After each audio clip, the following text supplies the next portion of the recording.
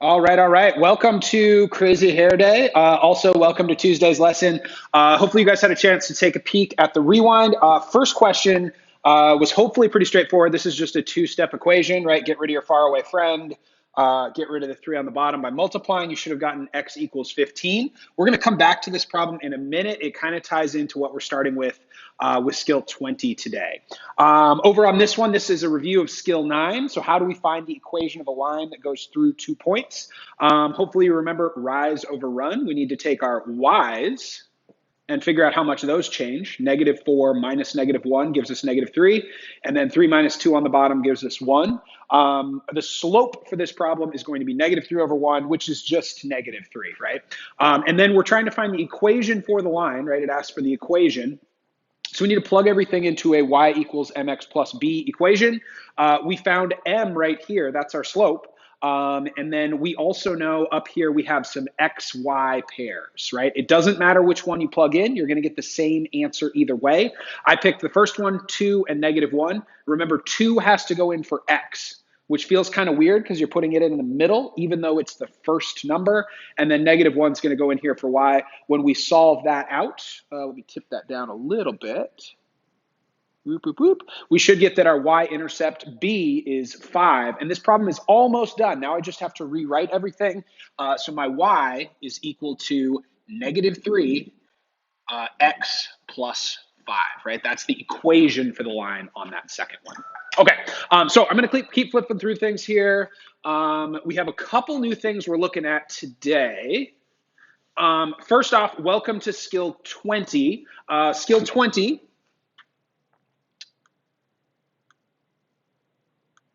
Ooh. Apologies. Skill 20 is something that I call Annie skills. And these skills are kind of orphans from our other units. So we've kind of grouped them all together. So each day is going to feel a little bit different. And we've got some different things that we're going to work our way through here. I might save systems of inequalities for a little bit later, but that's okay.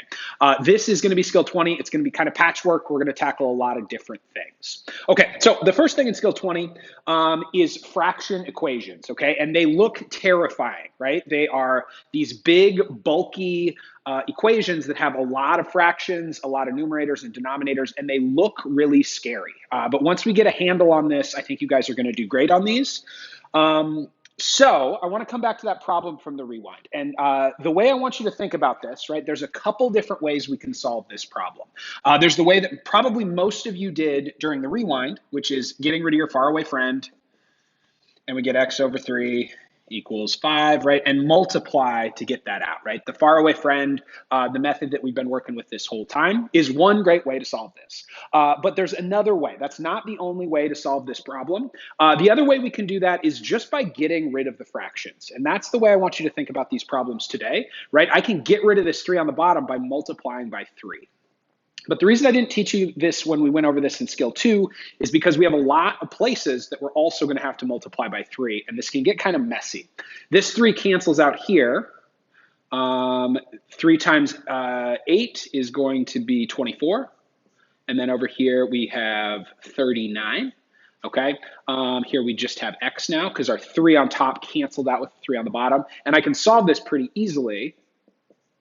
And I get 15, which is the exact same answer I got if I did this over here, okay? Times by 3, x equals 15, right? So hopefully you guys can see there are more than one way to get this problem from where we started to where we ended, okay? And what we're gonna look at with fraction equations today is how we can use this method, right? Basically multiplying by our denominators to make these problems a little bit easier, okay? So let's do one together. I need this one in your boat book, and I'm gonna walk us through this one, and then I'm gonna give you guys some time to work on the next one together. If you wanna pause the video and try this one on your own, this would be a great time for that. Okay, so our problem is 2k minus k over 2 equals -9 over 7. Okay, and like I said before, our big goal here is basically just to get rid of our denominators. We don't want fractions, okay? And one way I can do that is I can take my blue part marker here and I can multiply times 2. That 2 is going to cancel with the 2 on the bottom, and now I have one less fraction. But if I do that here, I have to do it everywhere else. That means I need to multiply by a 2 over here and by a 2 over here. Okay, so I'm on the right track. I got rid of this 2, but I still have a 7 over here in the denominator. I can get rid of that the exact same way. Okay, so this time I'm going to use Brown. If I multiply by 7 over here, this 7 is going to cancel out with that 7, and that's gone. But again, I can't just do it in one spot. I have to do it everywhere. Okay, so times 7 times 7. And right now this looks kind of messy, but let's kind of just go through and suss out what we've got left. We've got 2 times 7, which is 14, times 2k is going to be 28, and then there's a k hanging out. This 2 canceled, so we don't have to worry about it anymore. But we have a 7, and we have a k, and this is negative, so it's minus 7k. And then over here, the 7's canceled, so we just have 18. 2 times 9. Okay, oh, and I'm sorry, I apologize, that is a negative. Okay, so hopefully what you guys can see from here is we started with this equation that looked really gross and had a bunch of fractions, and now this is just a pretty straightforward problem. 28 minus 7 is going to give us, did I do something wrong? I did not. Let's see, that's gonna give us 21, okay? And then over here we have negative 18. To get k by itself, I divide by 21.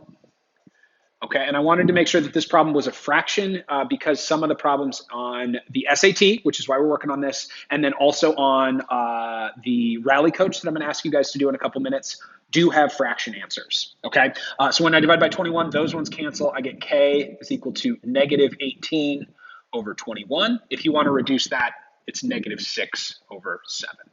Okay, take a look at the next problem. Excuse me, and solve it maybe in the random workspace for today, and I'll check back in with another video in a minute.